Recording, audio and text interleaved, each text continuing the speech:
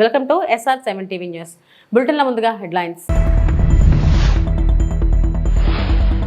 Visakha beach road లో యోగాంధ్రలో పాల్గొన్న హోంమంత్రి అనిత.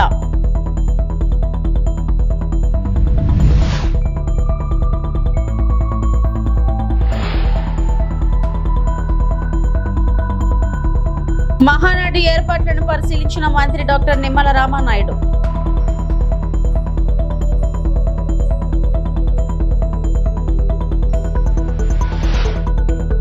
రేవంత్ రాజీనామా చేయాల్సిందే, బీజేపీ నేతలెందుకు స్పందించరు? కేటీఆర్.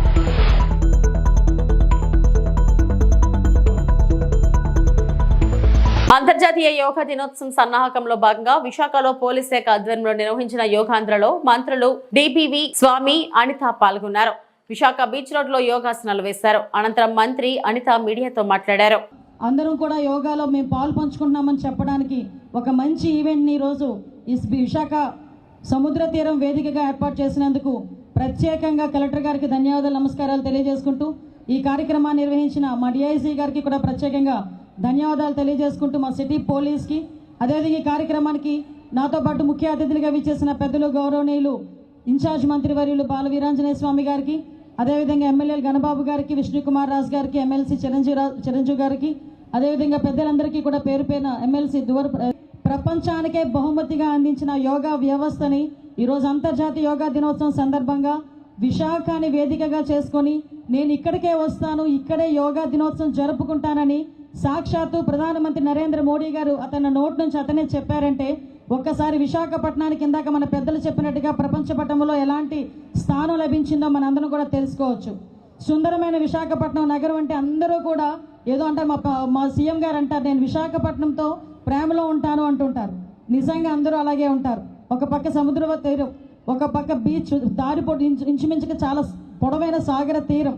ఇలాంటి సాగర తీరంలో ఇలాంటి ప్రమోషన్ కనుక వస్తే డెఫినెట్గా ప్రపంచవ్యాప్తంగా ప్రజలందరూ కూడా యోగాకి కనెక్ట్ అవుతారు. యోగాతోని కేవలం ఏదో ఆసనాలు చేసామన్నది కాకుండా మన శరీరాన్ని మనసుని ఏకం చేసే యోగా అన్నది మన జీవన శైలిలో ఒక భాగమైపోవాలి అన్న విషయాన్ని మనందరం కూడా తెలియజేసుకోవాలి.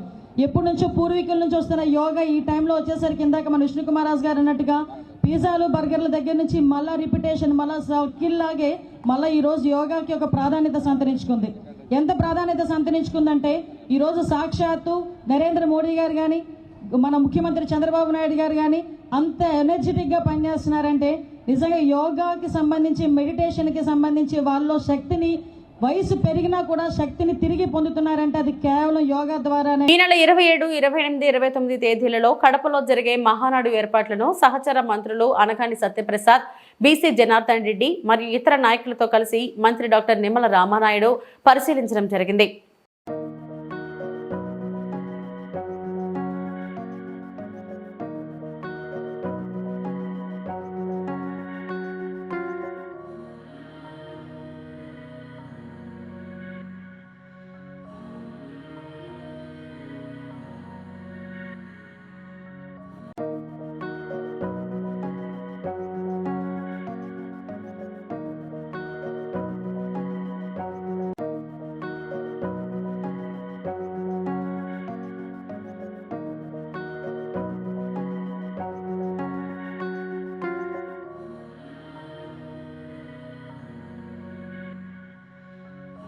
చిత్ర పరిశ్రమకు, ఎగ్జిబిటర్లకు, డిస్ట్రిబ్యూటర్లకు, ప్రొడ్యూసర్లకు ఉపయోగపడే విధంగా నిర్ణయాలు తీసుకునేందుకు హోంశాఖ ముఖ్య కార్యదర్శి నేతృత్వంలో విచారణ చేపడుతున్నామని మంత్రి కందుల దుర్గేష్ స్పష్టం చేశారు.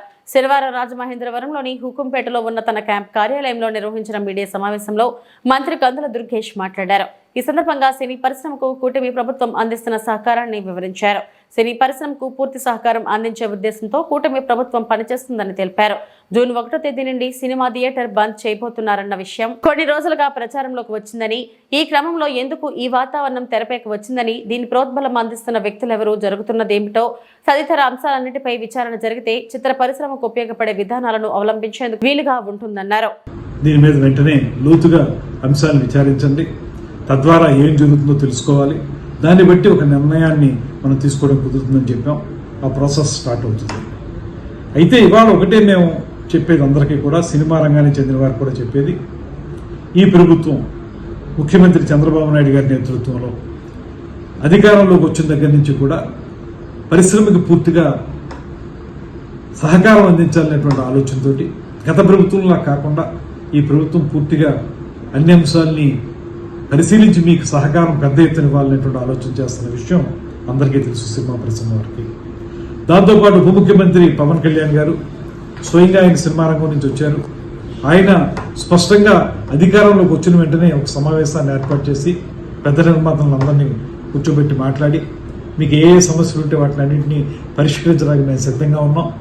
అదేవిధంగా సినిమా రంగాన్ని గౌరవించాల్సినటువంటి బాధ్యతను మేము తీసుకున్నాం, గతంలోలా కాదు అనేటువంటి మాట చెప్పి ఏ సమస్య మీకు ఇబ్బంది ఉన్నా కూడా మా సినిమాటోగ్రఫీ మినిస్టర్ ఉన్నారు, తనతో మాట్లాడండి అనేటువంటి మాట కూడా వారు చెప్పడం జరిగింది. కేవలం అంతవరకు పరిమితం మాత్రమే కాకుండా ఎప్పుడైతే ఏ రకంగానూ సినిమా థియేటర్లకు సంబంధించినటువంటి ప్రైస్ హైక్ చేసుకోవాలనుకున్నారో వాళ్ళు, అది మాకు ఒక అప్లికేషన్ పెట్టడం, దాన్ని ప్రతి సినిమాకి కూడా ఏదో స్థాయిలో ఆ ప్రైస్ని హైక్ చేయటం, ఇవన్నీ జరుగుతూ వస్తూ ఉన్నాయి. ఏ నిర్మాత కూడా ఇబ్బంది పడినటువంటి పరిస్థితి. అదేవిధంగా సినిమా నిర్మాణం జరిగేటప్పుడు రాష్ట్రంలో ఎక్కడ ఏం జరుగుతున్నా కూడా వారికి ఏ అనుమతులు కావాల్సి వచ్చినప్పటికీ కూడా వెంటనే స్పందిస్తున్నాం. ఎక్కడైనా చిన్న చిన్న ఇబ్బందులు ఉంటే వారు చాలా సందర్భాల్లో నిర్మాతలందరూ కూడా నన్ను కాంటాక్ట్ చేస్తూ ఉంటారు. చేసిన వెంటనే వారికి అనుమతులు ఇచ్చే విషయంలో కానీ ఇతరత్ర అంశాల్లో కానీ వెంటనే స్పందించి వారికి ఆ రకమైనటువంటి సహకారాన్ని కూడా అందిస్తూ ఉన్నాం. ఇలాగ ఒక మంచి వాతావరణం నడుస్తున్నప్పుడు ఇప్పుడు సడన్గా థియేటర్లు మూసివేత అనేటువంటి అంశం తెర మీదకి రావడం అనేది ఎందుకు జరుగుతుంది? దీని వెనక ఏమైనా కారణాలు ఉన్నాయా? అది కూడా రేపు జూన్ 12వ తారీఖున పవన్ కళ్యాణ్ గారి సినిమా రిలీజ్ అవుతున్న సందర్భంలో ఎందుకు ఈ రకమైన వాతావరణం వచ్చింది? అదే సందర్భంలో ఒకవేళ మీరు థియేటర్లు మూసివేయాలనేటువంటి నిర్ణయంగా తీసుకున్నట్లయితే ఆ నిర్ణయాన్ని అసలు మీరు ముందు ఎవరితో చర్చించి ఆ నిర్ణయానికి రావాలి, కానీ ఎకాయికీని థియేటర్లు మూసివేత అనేటువంటి తీవ్రమైన నిర్ణయానికి రావడానికి మీకు దోహదం చేసినటువంటి కారణాలు ఏంటి? ఇవన్నీ తెలియాల్సిన అవసరం ఉంది కనుకే ఈ విచారణ చేపట్టడం అనేటువంటిది కార్యక్రమాన్ని మేము తీసుకోవడం జరిగింది. దీని ద్వారా ఒకటే మేము మనవి చేసేది, ఇవాళ ఈ ప్రభుత్వం మీకు అత్యంత గౌరవం ఇస్తూ ఉంది. పరిశ్రమని అన్ని రకాలుగా కూడా ఆదుకోవడానికి సిద్ధంగా ఉన్నాం. కలిసి ముందుకు వెళదాం అనేటువంటి ఆలోచన చేయడానికి వీలుగానే కొత్తగా సినిమా సంబంధించినటువంటి పాలసీని తీసుకొస్తా ఉన్నాం. పాలసీ తీసుకొచ్చినప్పుడు ప్రతిసారి మీరు మాకు ఒక అప్లికేషన్ పెట్టుకునే పరిస్థితి లేకుండా, ప్రతి సినిమాకి విడివిడిగా అడగక్కర్లేకుండా ఒక పాలసీ ద్వారా మొత్తం అందరికీ కూడా ఏదో రకంగా సపోర్ట్ ఉండేలాగా మేము ఒక నిర్ణయం తీసుకోబోతున్నాం. ఇంత మంచి వాతావరణంలో ఉన్నప్పుడు ఎందుకు ఈ సినిమా థియేటర్లు మూసివేత అనేటువంటి మాట ఎందుకు వచ్చింది అనేటువంటిది మాకు తెలియాలి. తెలిస్తే దాన్ని బట్టి రేపొద్దున పరిశ్రమలో ప్రొడ్యూసర్స్కి, ఎగ్జిబిటర్స్కి, డిస్ట్రిబ్యూటర్స్కి అందరికీ ఉపయోగపడే విధంగా మేము కొన్ని నిర్ణయాలు తీసుకోవడానికి అవకాశం ఉంటుంది. కనుక ఇది ప్రభుత్వం సహజంగానే ఈ విచారణ ద్వారా కొన్ని అంశాలను బయటికి తీసుకొచ్చి వాటి ప్రాతిపదికగా ఒక కార్యాచరణ ఏర్పాటు చేసుకోవడానికి చేస్తున్న ప్రయత్నం ఇది. దాన్ని తప్పనిసరిగా ముందుకు తీసుకెళ్తాం. మాజీ మంత్రి బీఆర్ఎస్ ఎమ్మెల్యే కేటీఆర్ తెలంగాణ భవన్లో మీడియాతో మాట్లాడుతూ ఓటుకు నోటు కుంభకోణం ఇంకా ఎవరూ మర్చిపోలేదు. ఢిల్లీ కాంగ్రెస్ నేతలకు తెలంగాణ ఏటీఎంలా మారిపోయింది. ఎప్పుడు కావాలంటే అప్పుడు డబ్బులు పంపిస్తున్నారు. మంత్రి కోమటిరెడ్డి వెంకటరెడ్డి గతంలో రేవంత్ రెడ్డిపై విమర్శలు చేశారు. పీసీసీ పదవి కోసం రేవంత్ 50 లక్షలు ఇచ్చారని కాంగ్రెస్ నేతలే ఆరోపణలు చేశారు. ఇప్పుడు సీటుకు రూట్ కుంభకోణం బయటపడింది. రేవంత్ రెడ్డి వైఖరితో దేశవ్యాప్తంగా తెలంగాణ పరువు పోయింది. నేషనల్ హెరాల్డ్ కేసులో రేవంత్ రెడ్డి పేరు బట్టబయలైంది. రేవంత్ రెడ్డితో రాజీనామా చేయించి నిష్పాక్షపాతంగా విచారణ చేయించాలి. రేవంత్ రెడ్డి తరచూ ఢిల్లీకి ఎందుకు వెళ్తున్నారో అర్థమవుతుంది. హస్తీనా పెద్దల కాళ్లు పట్టుకోవడానికే రేవంత్ రెడ్డి ఢిల్లీకి వెళ్తున్నారు. ఢిల్లీ బాసులకు రేవంత్ రెడ్డి 1000 కోట్లు చందాలు ఇస్తున్నారు. లీడర్లు, కాంట్రాక్టర్లతో రేవంత్ దందాలు చేశారు. రేవంత్ జపాన్ పర్యటనపై మాకు అప్పుడే సందేహాలు వచ్చాయి. యంగ్ ఇండియా పేరుతో దందా చేశారు. నేషనల్ హెరాల్డ్ కేసులో భారీ వసూలకు పాల్పడ్డారు. రేవంత్ రెడ్డి వ్యవహారంలో రాహుల్ గాంధీ ఎందుకు స్పందించడం లేదో చెప్పాలని ప్రశ్నించారు. ఇక్కడ తెలంగాణలో రేవంత్ రెడ్డి గారు గద్దెనెక్కినప్పటి నుంచి యంగ్ ఇండియా అని చెప్పి కలవరిస్తూ ఉన్నారు. అసలు ఈ యంగ్ ఇండియా వెనకాల ఉన్న కథ ఏందో నిన్న ఈడీ కేసు, ఈడీ ఛార్జ్షీటు చాలా వివరంగా చెప్పింది.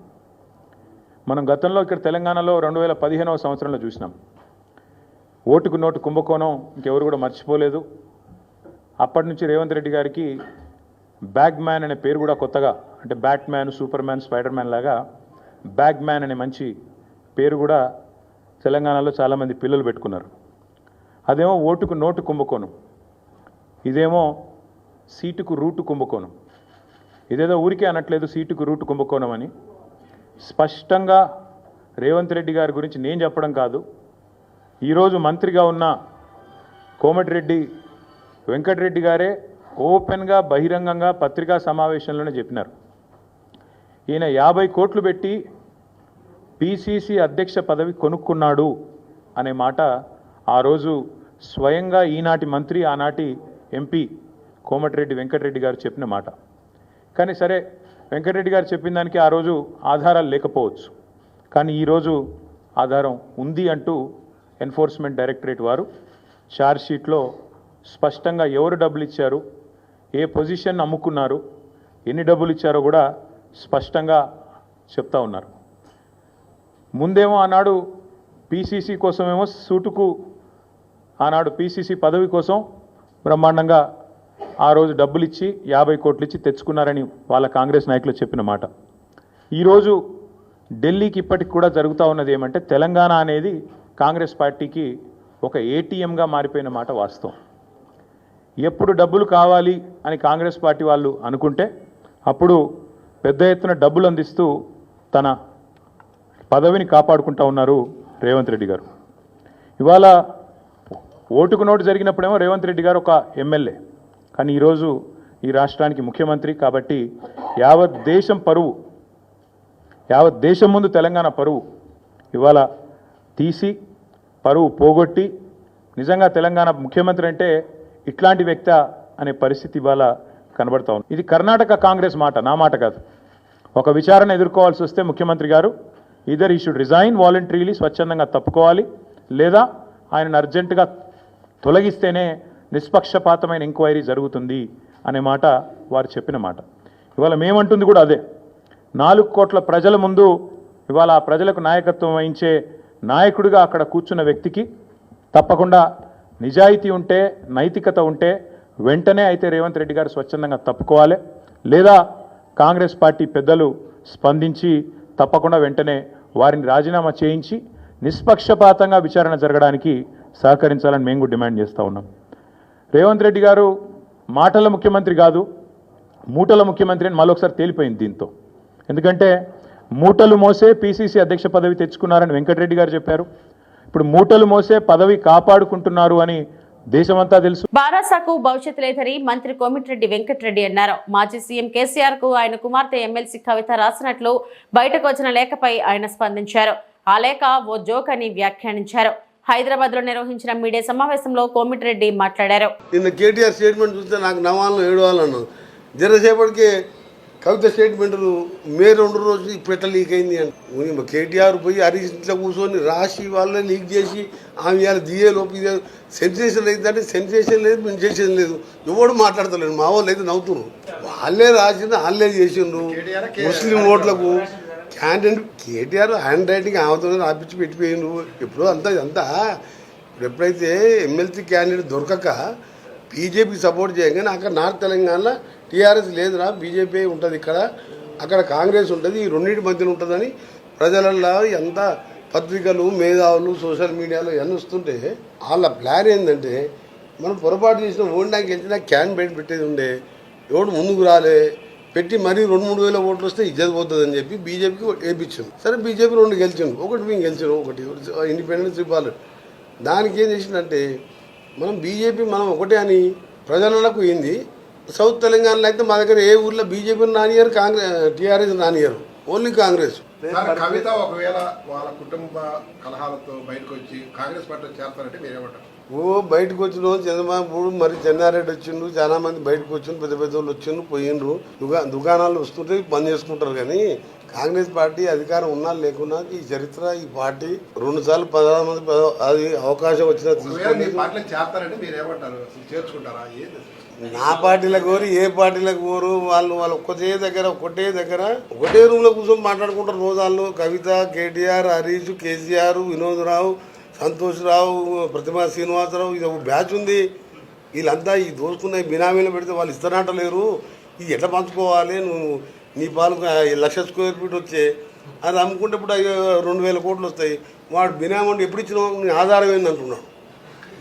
ఇప్పుడు సగం మంది ఎగ్గొట్టిండు. ఆ టెన్షను ఈ ఉన్నదాంట్లో ఈ పంపకాలు కొట్లాడు తప్ప వేరే ఏం లేదు. ఈ నెల 16 నుంచి 20 వరకు మహారాష్ట్ర పూణేలో జరిగిన 3వ జాతీయ స్థాయి కుడో మార్షల్ ఆర్ట్స్ ఛాంపియన్షిప్ లో ఆంధ్ర క్రీడాకారులు సత్తా చాటారు.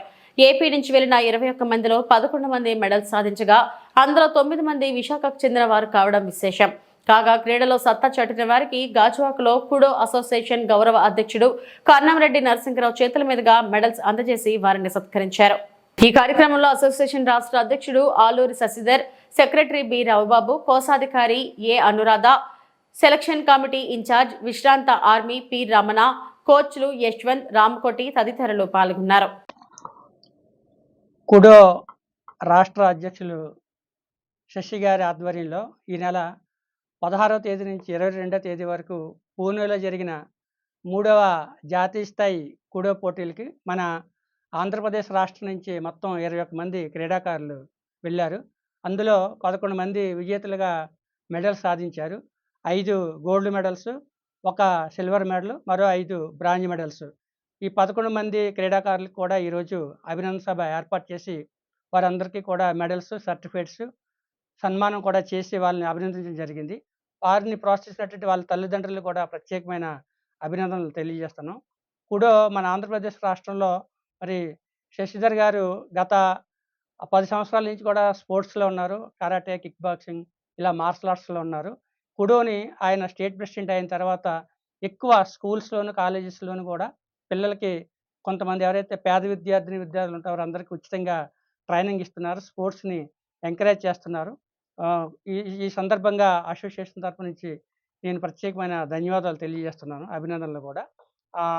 స్టేట్ బాడీ అందరికీ కూడా ఈ యొక్క కుడో ఆంధ్రప్రదేశ్ కమిటీకి నన్ను ఆనరబుల్ ప్రెసిడెంట్గా ఎంచుకున్నారు. ఈ సందర్భంగా నేను కూడా చాలా ఆనందంగా ఫీల్ అవుతూ మరి రాబోయే రోజుల్లో అంతర్జాతీయ స్థాయి పోటీల్లోనూ కూడా ఈ కుడో పోటీలు జరుగుతున్నాయి. అందులో ఎవరైతే నేషనల్స్లో సెలెక్ట్ అయ్యి విజేతలుగా నిలిచారో వారందరూ కూడా అక్టోబర్లో సూరత్లో జరగబోయే ఇంటర్నేషనల్స్ కూడా వీళ్ళంతా కూడా సెలెక్ట్ అవ్వడం జరిగింది. మరి ఇంటర్నేషనల్స్లోను కూడా వీరు ప్రతిభ కనబర్చి అక్కడ నుంచి విజేతలుగా gold medals, bronze medals, silver medals తీసుకురావాలని మన ఆంధ్రప్రదేశ్కి, అదేవిధంగా మన విశాఖపట్నం జిల్లాకి మంచి పేరు ప్రఖ్యాతులు తీసుకురావాలని కోరుకుంటున్నాం. కుడో ద్వారా రోజు 1 గంట ప్రాక్టీస్ చేయడం ద్వారా ఈ స్టూడెంట్స్ చాలా యాక్టివ్గా ఉంటారు, ఆరోగ్యంగా ఉంటారు, చదువుల్లోనూ కూడా రాణిస్తారు.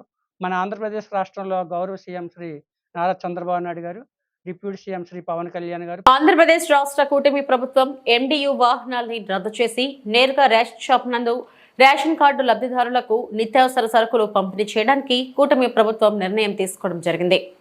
ఈ విషయంపై కుప్పం రేషన్ షాప్ డీలర్లు హర్షం వ్యక్తం చేస్తూ రేషన్ డీలర్ల సంఘం అధ్యక్షులు వేణుగోపాల్ ఆధ్వర్యంలో కుప్పం మండల తహసీల్దార్ కార్యాలయ ఆవరణలో ముఖ్యమంత్రి నారా చంద్రబాబు నాయుడు చిత్రపటానికి పాలాభిషేకం చేయడం జరిగింది.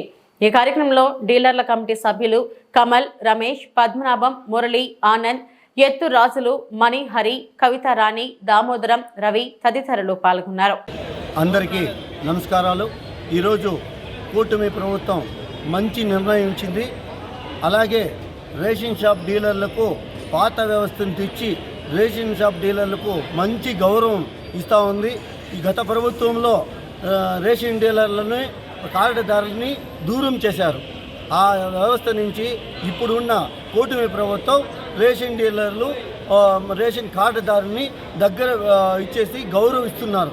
ప్రత్యేకంగా మనం చంద్రబాబు నాయుడు గారు రేషన్ డీలర్లకు ముందు నుంచి కూడా గౌరవిస్తారు. 30 పైసలు ఉన్న కమిషన్ని కేజీకి ₹1 చేసిన ఘనత చంద్రబాబు నాయుడు గారు, ముఖ్యమంత్రి గారు చేశారు. అలాగే మన సంచులకు కూడా ముందు రిటర్న్ తీసుకొని డబ్బులు లేకుండా ఉండే దీంతో ఆయన సంచులకు కూడా డీలర్కే ఇచ్చే విధంగా ఆయన చర్యలు తీసుకున్నారు, జీవో తెచ్చారు. అలాగే అమాయిలిస్ లేబర్స్ మన రేషన్ డీలర్ ఇస్తున్నారు. ముందు ఆ ముఖ్యమంత్రి గారు రేషన్ డీలర్ దించుకునే కూలి కూడా లేకుండా జీవో తెచ్చి ఆయన మన డీలర్ని కాపాడే ప్రభుత్వం ఏదైనా ఉందంటే కూటమి ప్రభుత్వమే. ఈరోజు నిత్యావసర వస్తువులు డీలర్ తరపున ఇవ్వడం అనేది మాకు గర్వకారణంగా ఉంది. మాకు ఇచ్చిన డీలర్లకు ఇచ్చిన గౌరవంగా అనిపిస్తూ ఉంది. మేము కూడా సక్రమ మార్గంలో నిత్యావసర వస్తువులు కార్డుదారులకు అందిస్తామని మా డీలర్ తరఫున నేను విన్నపం చేసుకుంటున్నాను. అలాగే మేము డీలర్లందరూ ఈ ప్రభుత్వానికి మేము సహకరించి రుణపడి ప్రభుత్వం ఏం చెప్పిందో ఆ విధంగా డీలర్లు కూడా ప్రజలకు మంచి అందుబాటులో ఉండి మేము సర్వీస్ చేస్తాం. తిరుమలలో మద్యం తాగి హల్చల్ చేసిన ఏపీ ఎస్పీ పోలీసులపైన శాఖాపరమైన చర్యలు తీసుకోనున్నట్లు టీటీడీ ఈవో శ్యామలరావు స్పష్టం చేశారు. అన్నమయ్య భవన్లో నేడు డైల్ యువర్ ఈవో కార్యక్రమంలో భక్తుల సందేహాలకు సమాధానమిచ్చి పలు సూచనలు చేశారు. అనంతరం ఈవో శ్యామలరావు మీడియాతో మాట్లాడుతూ శ్రీవారి పుష్కరంలో శుభ్రంగా ఉండటం లేదని భక్తుల ఫిర్యాదును తెలిపారు. అద్దె గదులతో బాత్రూంలు కొన్ని సరిగ్గా క్లీన్ చేయడం లేదని భక్తులు తెలిపారని చెప్పారు. శ్రీవారి ఆలయంలో వెండి వాకిలి, బంగారు వాకిలి దగ్గర ఎక్కువ తోపులాట జరుగుతుందని భక్తుల వద్ద నుంచి ఫిర్యాదు అందినట్లు తెలియజేశారు. శ్రీవారి సేవలో సంస్కరణలు తీసుకొస్తున్నామని అన్నారు. ముఖ్యమంత్రి ఇటీవల తిరుమల పర్యటనలో కొన్ని సూచనలు చేశారని తెలియజేశారు. 50% శ్రీవారి సేవకులను అనుభవం ఉన్న వారికి 50% కొత్త వారికి అవకాశం ఇస్తామని అన్నారు. అర్హతను బట్టి శ్రీవారి సేవకులను వినియోగించుకుంటామని తెలిపారు. తిరుమలను ప్రణాళికాబద్ధంగా అభివృద్ధి చేస్తామన్నారు. 100 బిగ్ క్యాంటీన్లు, 6 జనతా క్యాంటీన్లు కేటాయింపులో నిబంధనలు మార్పులు తీసుకురానున్నట్లు వివరించారు. 163 ఫాస్ట్ ఫుడ్ సెంటర్ల నిర్వహణపై నిరంతరం పర్యవేక్షణ చేస్తామని తెలిపారు. భక్తులకు సాంప్రదాయ వంటలు మాత్రమే అందించాలని మరోమారు స్పష్టం చేశారు. చైనీస్ ఫాస్ట్ ఫుడ్ పూర్తి స్థాయిలో నియంత్రణకు చర్యలు తీసుకుంటున్నామని అన్నారు. టెక్నాలజీ ఉపయోగించుకొని భక్తులకు మెరుగైన సేవలు అందిస్తామన్నారు. త్వరలో జీపీటీ చాట్ బోట్ అందుబాటులోకి తీసుకొస్తామని తెలిపారు. వాట్సాప్ గవర్నెన్స్ ద్వారా 4 సర్వీసులను భక్తులకు అందుబాటులోకి తెచ్చామని, మరో 10 సేవలు ట్రయల్ రన్ లో ఉన్నాయని తెలియజేశారు. లడ్డూలకు కూడా కియోస్క్ మిషన్ ద్వారా యూపీఐ పేమెంట్ కు పరిశీలిస్తున్నామని అన్నారు. ఏఏ బేస్డ్ సీసీ కెమెరాల ఏర్పాటుకు చర్యలు తీసుకుంటున్నట్లు చెప్పారు. ఇప్పుడు ఆన్లైన్ సిస్టమ్ ద్వారా శ్రీవారి సేవకుల్ని ఎంపిక చేయడం జరుగుతుంది. దాంట్లో ప్రస్తుతం చూస్తే 90% వరకు కొత్తవారు అవకాశం పొందడం జరుగుతుంది. దీంట్లో 10% మాత్రమే పాతవారు ఉంటారు. దీనివల్ల ఏమవుతుందంటే ఎంతోమంది ఇంతకుముందు శ్రీవారి సేవ చేసి వెళ్ళిపోయిన వాళ్ళు, అనుభవం ఉన్నవాళ్ళు ఉంటారు. వారి సేవలు ఉపయోగించుకోవడానికి మనకి వీలు కావడం లేదు. సో అందుకు భవిష్యత్తులో 50% పాతవారు, అనుభవం ఉన్నవాళ్ళు, 50% కొత్త వాళ్ళని తీసుకోవాలి అనేది ఒక నిర్ణయం తీసుకోవడం జరిగింది. ఆ విధంగా ఈ ఏర్పాట్లని వాటికి సంబంధించి ఏర్పాట్లు కూడా చేయడం జరుగుతుంది. అలాగే ఈ వాలంటీర్స్కి గ్రూప్ లీడర్స్ అనే కాన్సెప్ట్ ఒకటి మొదలు పెట్టాలనేది నిర్ణయం తీసుకున్నాం. గ్రూప్ లీడర్ అంటే ఇప్పుడు ఎవరన్నా గ్రూప్ని తీసుకొచ్చేవాళ్ళు గ్రూప్ లీడర్స్ కాదు, వాళ్ళని గ్రూప్ కోఆర్డినేటర్స్ అంటున్నాం. ఒక గ్రూప్ కింద ఫామ్ అయ్యి ఒక విలేజ్ నుంచి కానీ లేకపోతే ఒక పట్టణం నుంచి కానీ వచ్చేవాళ్ళు గ్రూప్ కోఆర్డినేటర్ అంటాము. వారు ఇప్పుడు గ్రూప్ లీడర్ అంటే మన దగ్గర డైరెక్ట్గా ట్రైనింగ్ పొంది మనం గ్రూప్ లీడర్ అని రికగ్నైజ్ చేసిన వాళ్ళని మనం గ్రూప్ లీడర్ అంటాము. ఆ గ్రూప్ లీడర్స్ కింద వాలంటీర్స్ పనిచేయాల్సి వస్తుంది. ఆ గ్రూప్ లీడర్సే ఆ వాలంటీర్ల యొక్క గ్రూప్కి వారు దిశానిర్దేశం చేస్తారు, అంటే సూపర్విజన్ చేయడం జరుగుతుంది. అలాగే వారి పర్ఫార్మెన్స్ ఎలా ఉందనేది ప్రస్తుతం మన అధికారులు చేస్తున్నారు. బట్ అధికారులు చేయడానికి వాళ్ళకంత సమయం ఉండదు. ప్రతి ఒక్కరిని మనము రేటింగ్ చేసుకుని వాళ్ళు ఎలా అలాగే అంటే మనకి టీటీడీలో ఇంత ప్రొక్యూర్మెంట్ చేస్తున్నాం, 1000 కోట్ల ప్రొక్యూర్మెంట్ చేస్తాం, కానీ మనకి ఒక ప్రొఫెషనల్ ప్రొక్యూర్మెంట్ ఎక్స్పర్ట్ లేరు. మీరు కరెక్ట్గా చెప్పారు. మేము కూడా ఆ దిశగా ప్రొక్యూర్మెంట్ ఎక్స్పర్ట్స్ని ఎవరినైనా ఎంగేజ్ చేయడం ఒకటి. అలాగే జీఎం ప్రొక్యూర్మెంట్కి తప్పకుండా ఇంజనీరింగ్ వాళ్ళని మనం ఎక్కువగా పెట్టుకుంటున్నాము. వారు కూడా ప్రొక్యూర్మెంట్లో వాళ్ళ ఎక్స్పర్ట్స్ అని చెప్పలేము, కానీ ఉన్న వాళ్ళలో బెటర్, అది కూడా తప్పకుండా తీసుకుంటాం. మంచి సజెషన్ చెప్పారు. ఓకే ఆ పేపర్ బాబు, వైట్ పేపర్. గీ టెస్టింగ్